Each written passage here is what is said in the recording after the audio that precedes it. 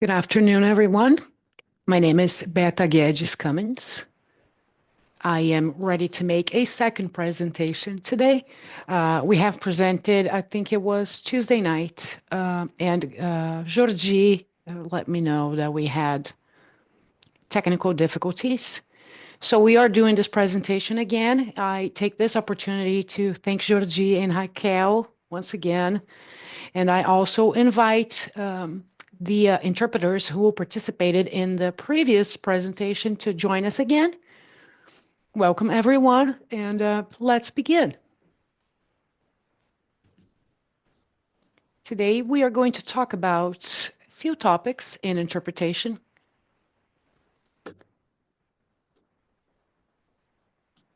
And this presentation is called Broad Strokes in Interpretation because it's not very technical, it's not very specific, but things in general that, in my experience, I consider important. And on the agenda, we have vicarious trauma.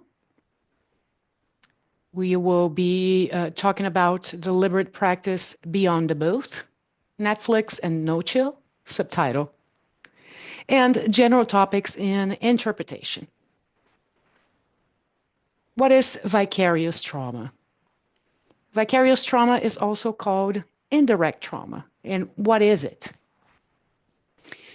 We, as interpreters, deal with a lot of things. We work for different segments in healthcare, in education, legal, conferences. And so sometimes we are interpreting for people that have gone through some serious trauma. For instance, immigration. People who cross the desert to migrate to a different country. And so they go through traumatic experiences. That's in immigration, but we have other fields as well. In immigration, we have judges, we have interpreters, we have attorneys who are in a courtroom sharing the story that is being told. We also have police officers who help people in traumatic situations. We have social workers, teachers again, therapists, and also people in healthcare, caregivers. Let's say not professionally, you're not acting professionally taking care of someone, but you do have a father or a mother, let's say, that suffers from Alzheimer's, and you are the only person taking care of that individual who suffers from Alzheimer's.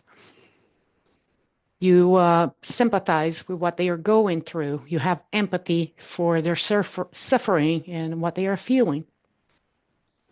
And so all of these professionals and people who take care of other people, they empathize with their trauma.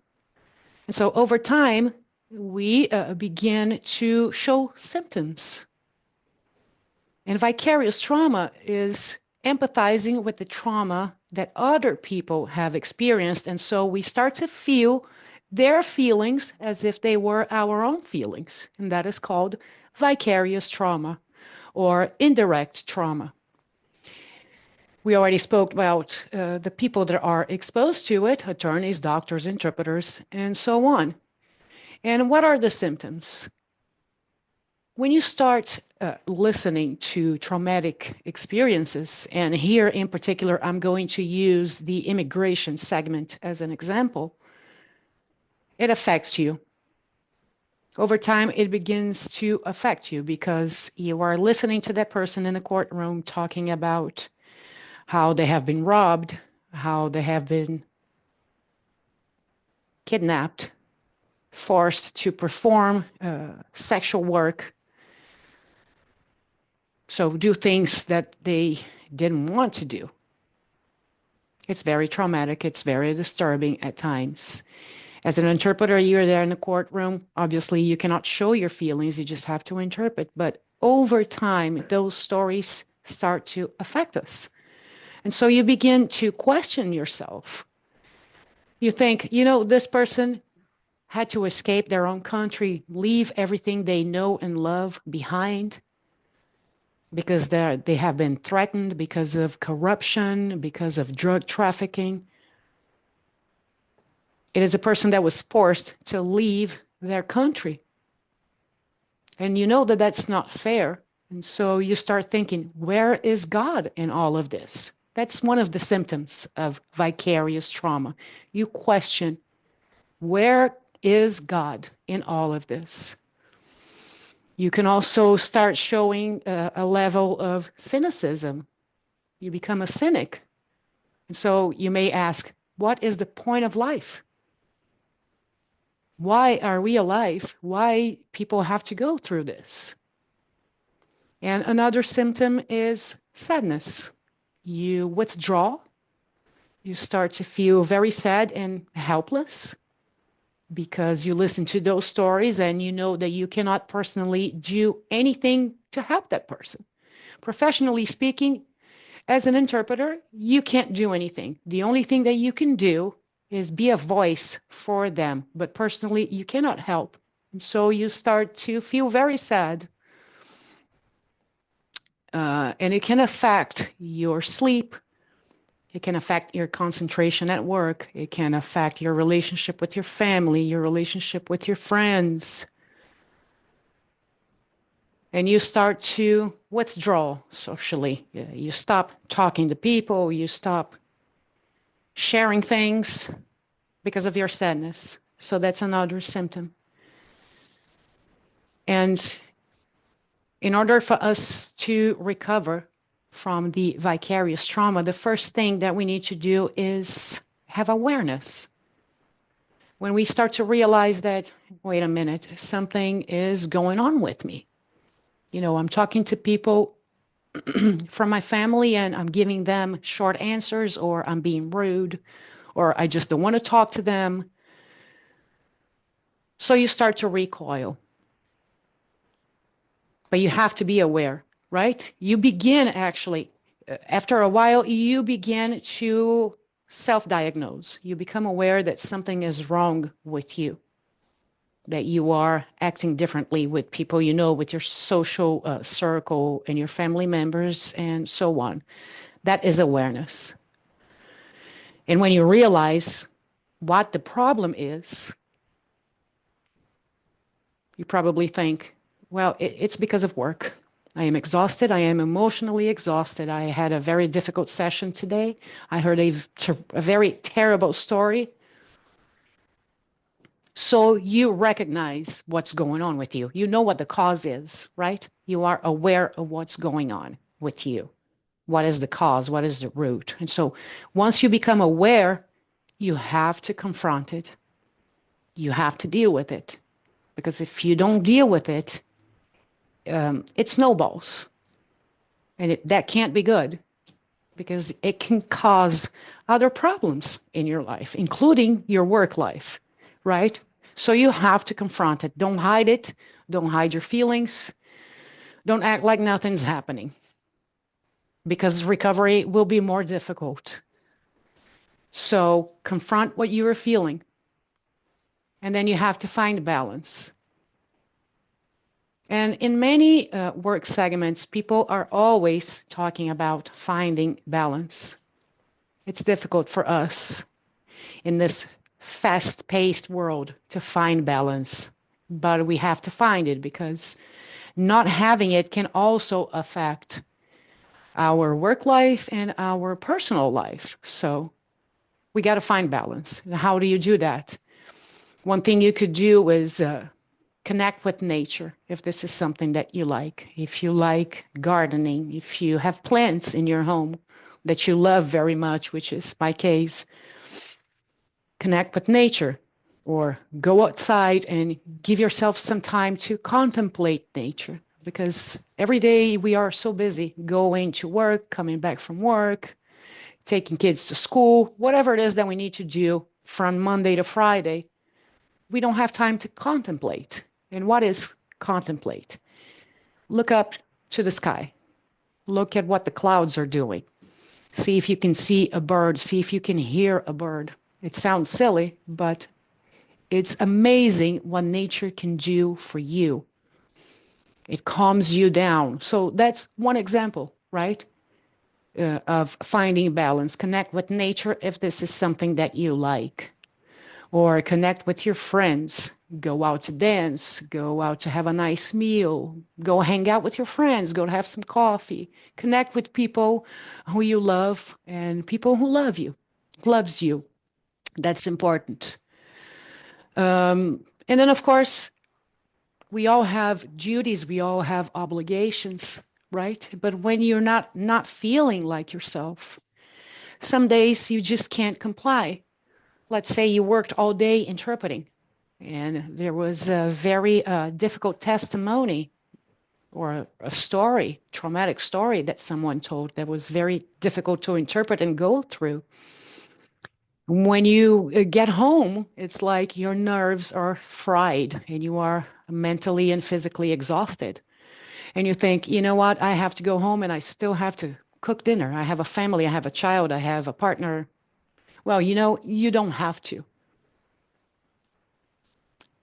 If you're feeling that bad, you need to give yourself time to recover. So maybe one of the things that you have to do every day, on that particular day, you're just not going to do it because you have an empty battery, right? You're running on empty, as they say.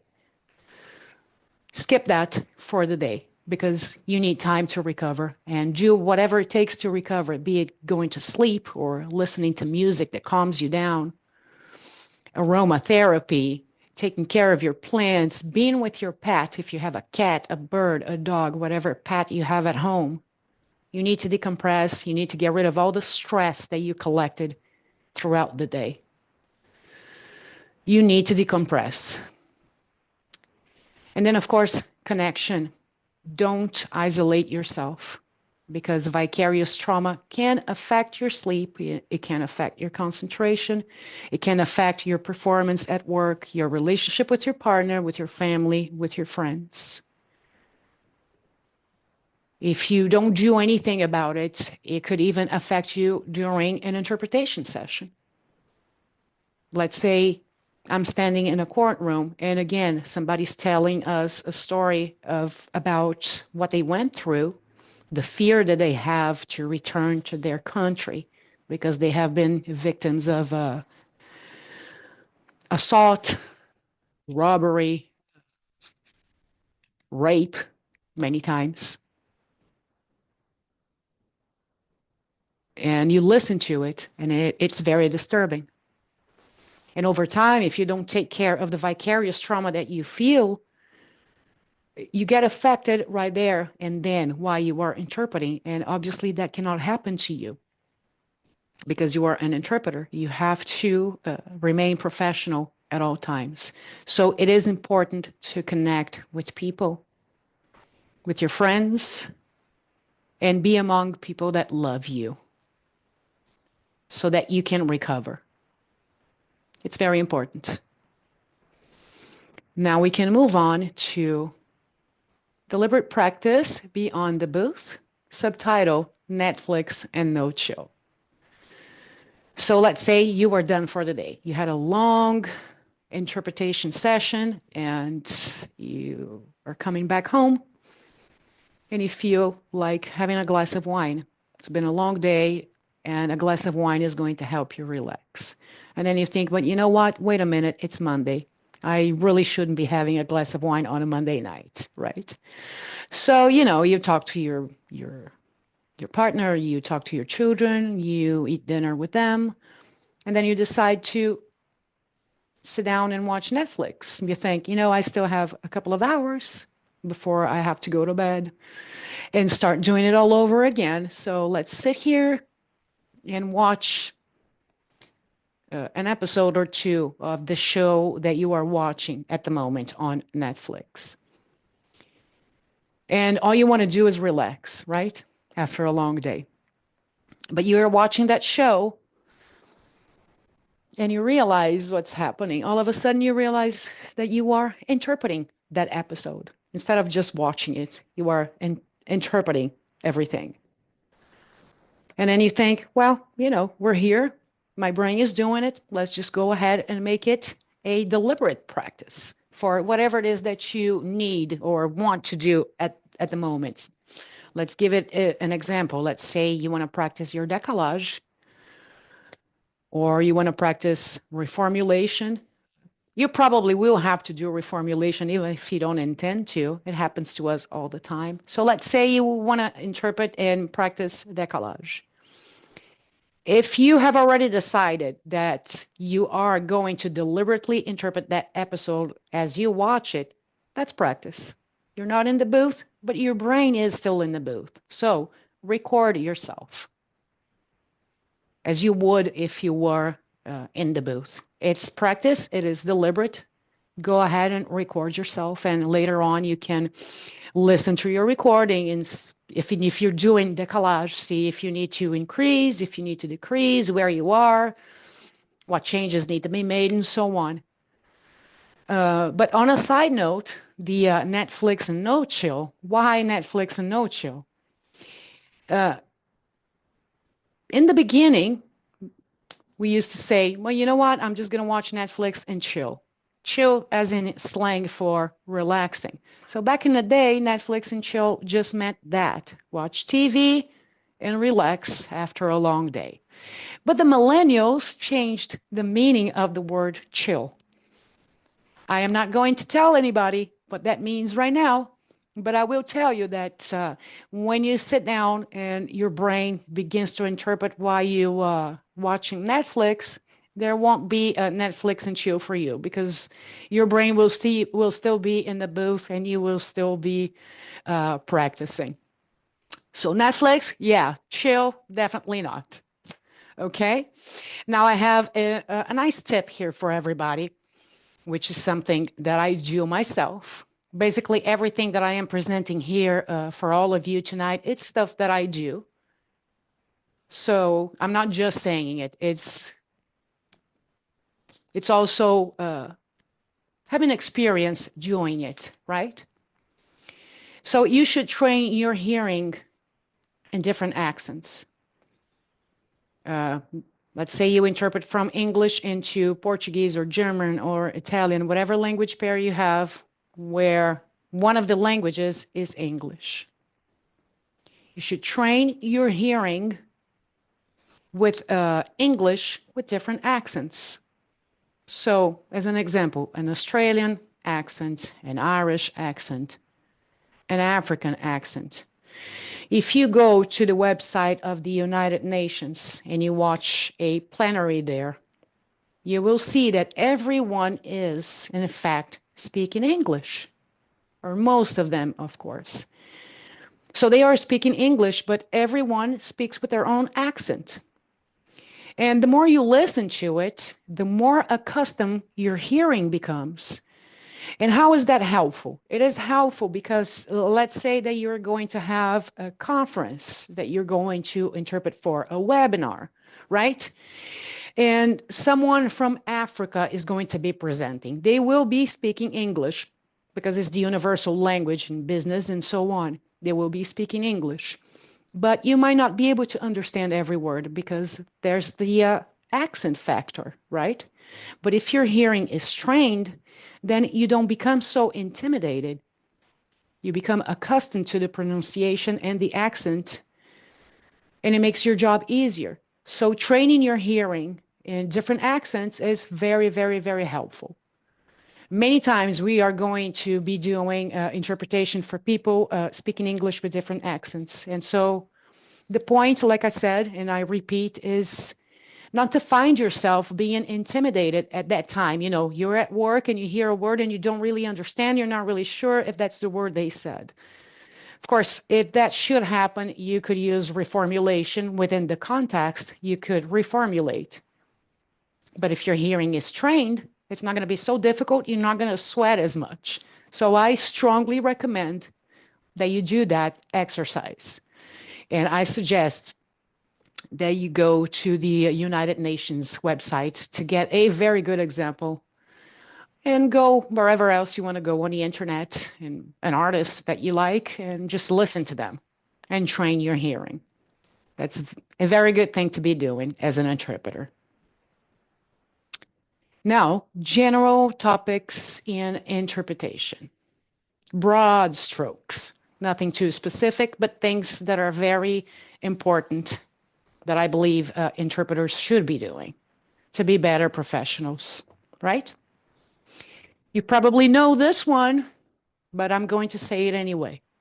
Especially for interpreters that are now just beginning. It can be very intimidating when you are a new interpreter. Even if you have a few years of experience, it can be intimidating too, and sometimes it can be difficult to know what to do. So it's something to always keep in mind. For example, if the speaker cries, as an interpreter, what do? You're not going to cry, right? Because you're not an actor. You are an interpreter.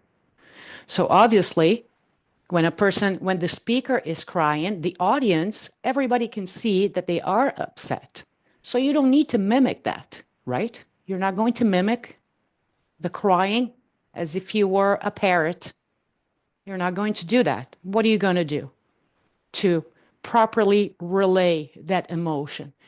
You are going to modulate the tone of your voice to match the feeling that the person is showing as they speak. So you're not going to cry because you're not an actor. You're not going to mimic because you're not a parrot. You're just going to adjust the tone of your voice. And what about expletives? When you hear them, what do? Do you clean it up? Try to make it sound a little better because it's embarrassing? No, you definitely don't do that. Interpreters are not there to clean up any kind of mess. Interpreters are there to take message from point A to point B, and you have to be accurate. So if they say bad words, you have to repeat them every time. Is it embarrassing? Absolutely. We are humans. We have emotions. We feel embarrassed. But one thing that an instructor told me some time ago is actually something very simple, but it's also so true. And it's so helpful for us as interpreters when you hear somebody saying bad words and we have to repeat it. We don't need to feel bad as interpreters. Why? Because it's not the interpreter saying bad words. It's the speaker. So you detach yourself from the embarrassment. The embarrassment is secondhand embarrassment, right? You're feeling secondhand embarrassment for the speaker, but you don't even have to feel that because it's not you, the interpreter, saying, it's the speaker. So don't worry about it. Go ahead and repeat all of the bad words, and you're going to be good to go. Now, if you make a mistake during your interpretation, immediately forgive yourself. It happens to the very best of interpreters, right? You don't have a crystal ball. You don't know what they're going to say. Of course, that's why we use décollage. We listen to as many words as we can to have a general idea of what they're talking about. But if you make a mistake, if the décollage doesn't kick in when you need it to, first of all, you're going to have to practice more. But right there and then, while you were working, if you make a mistake, just forgive yourself and keep going. Because what's the alternative? The alternative is you get stuck in your own head because you know that the word is there, but you can't remember. It's not on the tip of your tongue. And while you're worried about it, the speaker is still speaking. And if you're not speaking, then people that are listening to your interpretation are going to think, well, what's happening? Why is she not speaking? Why is the interpreter not speaking? So it becomes a bigger problem, right? That's why you need to immediately forgive yourself and keep going. Because chances are that you will have the opportunity to reformulate, right? The sentence, something that they're talking about. You will have the opportunity to reformulate and make that message clear. Forgive yourself. It's going to be okay. It's going to be okay. Everybody goes through that, believe me. What else? Read. That is a big one. not just as an interpreter, but also as a translator. I am also a translator. It is so important to read, because as a professional interpreter, you have an obligation to yourself to be up to date about current events, be it in politics, sciences, artificial intelligence, whatever the topic is, legislation, geopolitics, war, right? We need to know what's going on. So we need to read all the time. You have an obligation to yourself as a professional, and you also have the duty to your client. You need to know what's going on, because that's what's going to allow you to do a better job, right? Say, again, I'm keep giving immigration as an example because that's what I do every day. An executive order. That's what the current president of the United States have been doing since day one, I believe. A lot of executive orders. So let's say he signs an executive order having to do with immigration, and the next day I have a hearing in the morning, and it has absolutely to do with the work that I do. And that is going to get mentioned because an executive order is going to immediately change what's going on with that person in a courtroom. So again, it is important to read. You should also read about the same topic in all of the languages that you work with. It doesn't have to be, it shouldn't be actually, the same article translated. Just get the same topic and read it in English, read it in Spanish, read it in German. So read in all of the languages that you work with. Why? Because that's a way to learn. That's a way to enrich your vocabulary, basically without effort, because you are just reading. If you read for pleasure, that is excellent. But you also have to read for work. And if you read the same topic in different languages, again, you are enriching your vocabulary without effort, because when you are reading, you're just reading. You are absorbing information, but you're not having to interpret or translate it, right? You're just absorbing information. You're learning about something. Over time, you're going to realize that your vocabulary for that topic in particular has expanded because you've been reading it in all of the languages that you work with. It's fun, no effort, and you learn. So you should read in all of the languages that you work with for the same topic. That's a big one. I strongly recommend it. It's a fast way to learn. Well, fast between quotes, because it depends how much you read, but you should read every day. That's a big one. I do it. That's how I increase my vocabulary. Sometimes a word will pop up that I haven't used in a while, and I know that word in a particular language, but because I haven't used it in a while, it's kind of in the back of my mind, right? In that file, all the way back there, and I can't reach it. And so reading the same thing, the same topic in different languages is going to help your vocabulary so very much. You definitely should do it.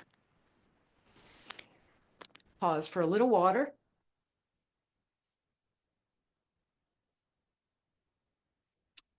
Let's talk about mental fatigue. If you know that a session is going to last well over 1 hour, you should ask your clients for a partner. Because if you translate for a long period of time, your brain starts to get tired, right? You start to get foggy. The words don't come to you as fast. And so those are signs of mental fatigue. That has to happen. And clients don't always know what we need to get our job done well. We need to let them know. We need to let them know about mental fatigue and Once you know how long that session is going to be, which could even be extended if there is a Q&A session at the end, you definitely need to have a partner, and you guys can take turns every 30 minutes. That is important. And I'm going to say it again. Most clients don't know that you need that. And so you have to educate them, and you have to tell them it's going to last this long. I'm going to need a partner. It's good for us. It's good for our industry. We are better interpreters if we work correctly. And the next time a speaker mentions a song without saying the name of the artist, and you know who they're talking about, everything else will make wider sense to you in the context of what the speaker is talking about. And you're going to be really proud of yourself in that moment, because you're going to be like, oh my God, you know, I know that song. It's by that person, that singer. But the speaker didn't say the name. You should be proud because you know that you came prepared. And how were you prepared? Reading. Again. For example, let's say you are going to interpret for an author. He is a philosopher, and he wrote a book, and he's going to be discussing about his book. More than likely, he's going to mention some philosopher from ancient Greece or from the 1500s. You don't have to know everything about philosophy. But if you read in general about the topic philosophy, you're not going to be surprised when he mentions the name of that philosopher. You're going to interpret it correctly, and that shows how competent and prepared you are. Back to reading. That's what we need. Now, preparation for the interpreter and client education. These are really easy steps that make our lives so much better. Number one, research your client and the segment that they work in. Try to find a video of your client on a previous speaking engagement. Didn't find it? Hold on. Pay attention to the presenter's speech pattern, the speed, the vocabulary that they use, the inferences they make, the nonverbal cues, the body language. Get familiarized, get comfortable listening to that speaker speak. Get comfortable in their company. Let's put it that way. You have to research their academic background. You have to research their job titles. Because 10 times out of 10, they will mention their academics, their diplomas, and their job titles. Why? Because those are credentials, right? The credentials show that they are competent to be making a presentation about a particular topic. They are prepared. They are knowledgeable. And for us interpreters, many times it's not easy to translate those titles right on the spot. It requires a little bit of information. And it is important that you interpret correctly, right? Their job titles and their academics, their credentials. You don't want to make a mess out of their credentials, because that is so important. That gives them the credibility that they need to be standing there talking about that topic, right? So research, try to find out where they've worked, what degrees they have, make a little list, work with flashcards, do what you need to do to be prepared. And be assured that they are going to talk about those, and you need to be prepared. It's usually explained at the very beginning of the presentation, so you don't want to start right off the bat making a mistake, right? So be prepared and research. Now, ask your client for any literature they may already have available on the topic you will be interpreting. Remember the video you did not find? Ask your client. This prepares you for showtime and lets your client know your level of professionalism. Don't be afraid to ask.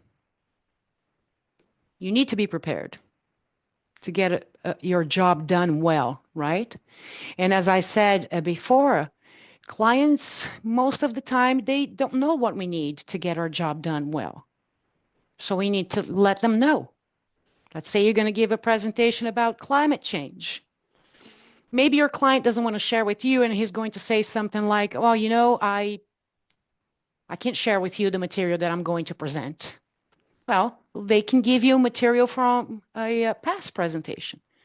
If they don't have material from a past presentation, you can also tell them, hey, look, I can sign a non-disclosure agreement. That's part of our work as interpreters, right? We sign them all the time because we shouldn't be disclosing information, right? So to put his mind or her mind at ease, you can say, look, if you provide me with this material, I am going to be better prepared to do this job for you that is important for you. So, you know, choose whatever words you want while you're communicating with your client. But the point is, if they are resistant, you can always say, I will be happy to sign a non-disclosure agreement, so they will make that material available for you. The point is, educate your client, ask your client what you need to get your job done. I think that at the end of the day, they're not going to make it difficult for you. They're actually going to be happy to help you because they want you to do your very best for them. So ask. Okay? Now, what else? As soon as you get hired for an interpretation, go ahead and ask your client for the material that you need to prepare. Because the sooner you ask, the more time you're going to have to prepare. You know, don't expect to, you shouldn't anyway, expect to be ready just reading a few things about your client the evening before the presentation. That's not professional. Right? Every person will be the judge of how important their work is for them. So you be the judge of that. You decide how important is your work for you? How prepared do you want to be? So don't leave it for the last minute. As soon as they hire you, you should be saying what you should be telling them what you need and starting asking for the material that you need. Okay. In the end, if they don't have anything to provide you, then you're going to have to go to Google and search as much as you can. And I think that's, you know, independent of experience, even if you are a beginner as in interpretation, if you do your research work, you're going to be fine. You're going to be prepared. And that's what it takes to do the job well. So that's what you need to do. It makes you a better professional. And you're going to get hired all the time because I guarantee you, if you do your job well, somebody during that conference or afterwards, they're going to say something about your work. Right? You're going to be surprised when somebody comes and says, you know what? She did such a great job. I didn't even realize I was listening to an interpretation. You could hear that. I promise you. So read, prepare, okay? Now, what else? Suggest a second interpreter, as we have mentioned before, for sessions that you know is going to last over an hour. Again, clients don't know what we need to do our job. We need to educate them every time. It's good for us as in our industry. It's good for all of us. Those are practices that maybe are done in some countries and in others they're not. And there should be a universal protocol to help us do our job well. So it's important to educate your client every time. Don't be afraid to ask what you need. Right? Quem não chora não mama. Okay. Last one right here. Dress appropriately for the job. It's a big one. It's self-explanatory, but let's go. When you get ready in the morning, you want to look good, right? You want to present yourself well. If you're going to a business meeting, obviously you're not going to wear sneakers or flip-flops, right? You're going to dress appropriately. but you can fine tune your dressing appropriately. For example, if you are going to interpret at a hospital, say it is a doctor's appointment, right? It's a healthcare environment. So in that sense, you shouldn't be wearing perfume. It could be very disturbing for people that are at the hospital. They're sick already.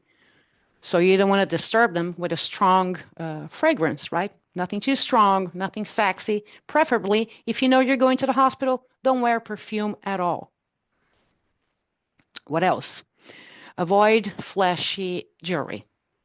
Big rings that are very bright, big earrings, busy patterns on your clothing. You want to wear something, you can still wear pattern, but don't wear anything too crazy, right? Why? Because you don't want to be a distraction, right? Interpreters are there, again, to get message from A to B. It's like when you have a garden hose, and when it kinks, what happens? The water flow stops. There's no more water coming out of the hose because there's a kink right there. So you don't want to be a kink in a hose. You don't want to be a distraction. You want the interpretation to flow. In order not to be a distraction, you're going to dress appropriately, and preferably you're not going to wear perfume because you don't want to. Some people are sensitive. Some fragrances will give other people headaches. Some people don't know how much is too much. Best thing to do is not to wear it, not to be a distraction, and let things flow the way they should. In this page right here, if you can have a look at it, it is a checklist. So you could print it out and use it as a checklist. I also mentioned the flashcards, the cheat sheet or the flashcards for job titles and academics. There is a link right here to a website where you can make your own flashcards. It is super cool. I do it all the time for conferences, particularly different topics where there are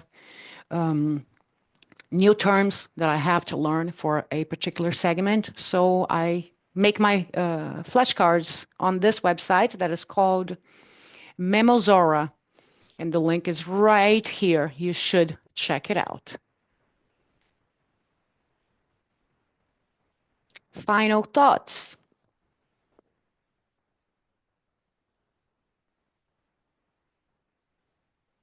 In practical terms, practice. Check out this European website with a cornucopia of resources.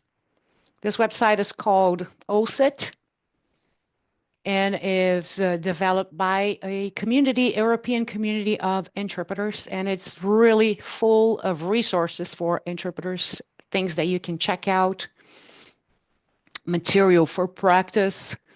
If you don't have a partner, you can check them out. There are a bunch of stuff that you can do as interpreters, and not just as a beginner. At any point in your career, you can go back there and refresh.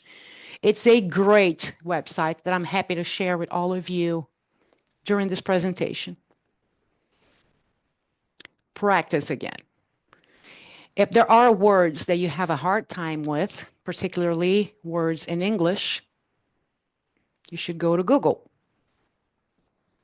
You go to Google and you type, for example, como pronunciar thorough. Once you type that on Google, a little mouth appears. And when you click on that mouth, the mouth starts saying the word. And it will say it as many times as you click on it, it will keep saying it. And you can see the mouth, and the movement of the tongue is super cute. And it also gives you the opportunity to practice. If you want to practice, there's another button that you can click on. Then you say it. Then Google hears it, and it grades you right there and then. It'll tell you, hey, maybe this vowel here is not so good. Maybe this consonant here is not so good. Let's try it again. Keep practicing. That teaches you how to correctly pronounce words. I think that's very useful for all of us, for all of the languages that we work with. And you should do it without moderation. Next point is, don't worry about your accent. If you already hit the little mouth in Google and you practice enough, you are going to enunciate the words clearly and everybody will understand it. So you shouldn't worry about your accent.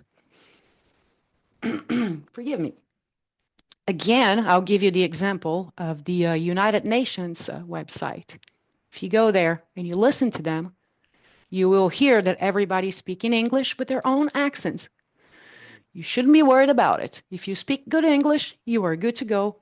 And your accent is your identity. You don't want to lose that. You don't want to sound like everybody else, right? And some people even think of accent as music. I am one of them. I think it's a beautiful thing.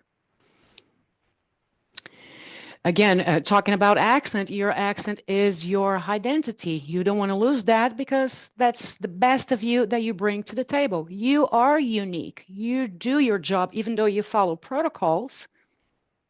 You do your job in a unique way, and people will appreciate it. It doesn't matter what segment it is.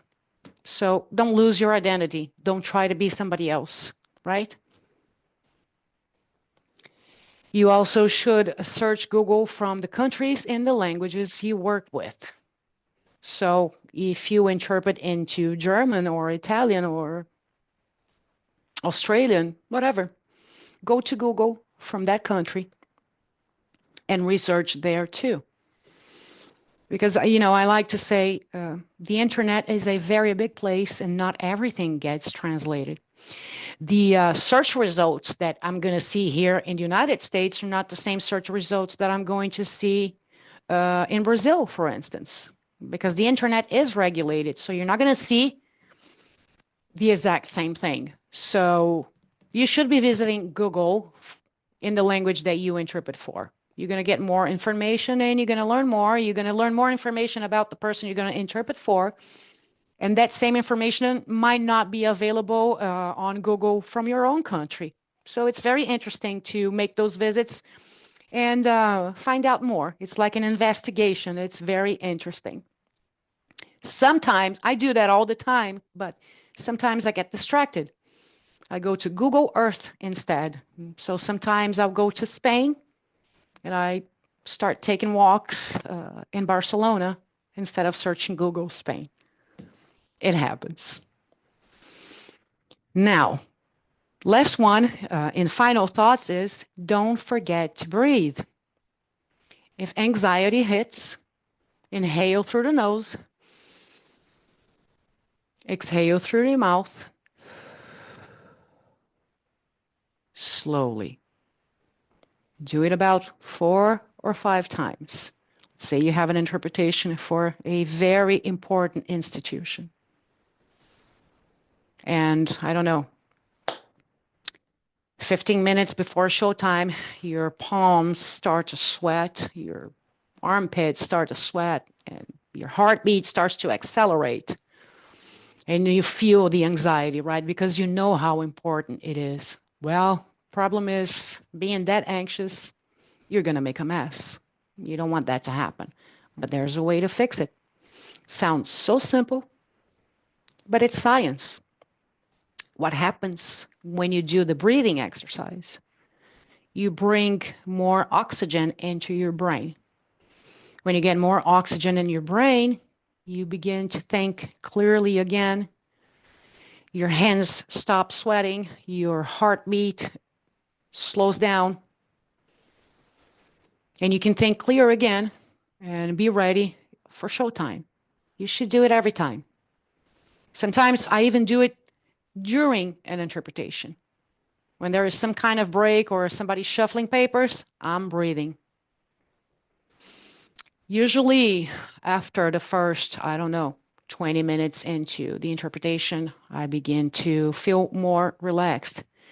But it's just when you hit the stage, right? When the curtains go up and the lights go on, and it's easy to feel the anxiety. So you should be doing the breathing exercise because it helps. It works every time. You should do that. Now, Lastly, don't forget your roots. They connect you to the roots of other people. Don't forget who you are. Don't forget your roots. That's how we build community, sharing experiences and sharing our roots. And the last page, I have a little bit of information about my experience as translator and interpreter for the last 21 years. I have done a bunch of stuff, and I still want to do more. And then I also have a few examples right here, some work that I have done that I'm very proud of.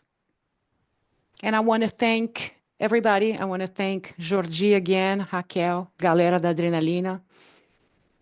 I love the work that you are doing. Very happy to have been able to present and be here with you.